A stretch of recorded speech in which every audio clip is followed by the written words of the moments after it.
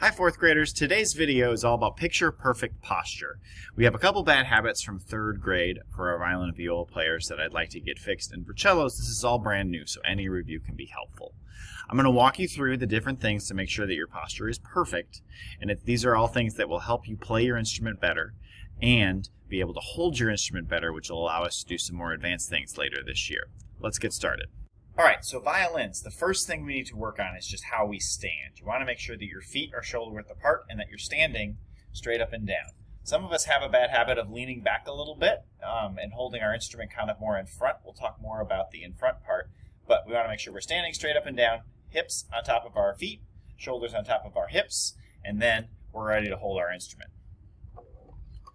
When I first taught you how to hold it, we started like this. We went over our heads, we moved it to our shoulder, and brought it down. This made sure that our instrument sat on our shoulder.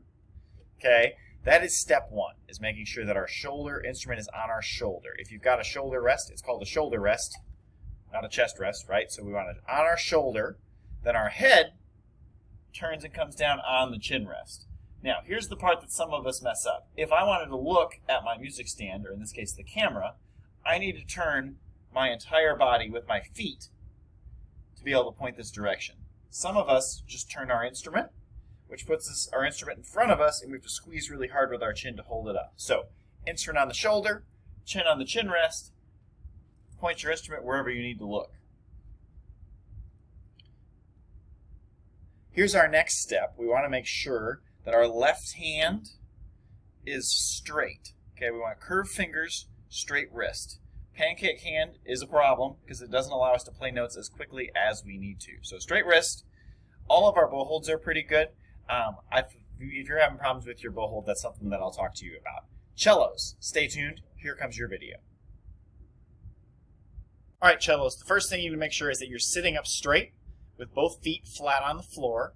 Okay, if I'm going to spin, I shouldn't use a spinny chair, but it works well for me to show you. I'm not sitting on the back of my chair, and I'm not sitting up here and leaning back. Okay, I'm sitting up straight towards the front. A good way to test this is if you had to stand up quickly, it should be easy to do. Okay, so you can practice this at home on a chair, making sure that your feet are flat on the floor so you can stand up quickly. Now, our cello, we need to make sure our end pin's far enough out. Okay, most of us are pretty good at that, but then our cello is going to come in and lean down so that this peg is right behind our ear. Okay. Cello's a little too small for me, so it may look a little out of proportion, but everything else stays the same. So once our cello's like this behind our ear, okay, we hug a little bit with our knees to keep it steady. Cello is hitting me in the chest, not in the tummy, and not up here by my shoulder. It's right here in the chest. Our left hand goes out, hold a cup, bring it in so our fingers are curved. Your elbow does not have to be up super high, but it just needs to be wherever your wrist can be straight with your fingers curved. Some of us will look like this. Some people may look a little more like this. Nobody should look like this with your thumb on the other side.